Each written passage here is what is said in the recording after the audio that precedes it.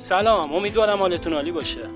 به کانال آیپینار خوش اومدید. تو این ویدیو با نحوه طراحی یک بنر تبلیغاتی توی نرم افزار فتوشاپ آشنا میشید.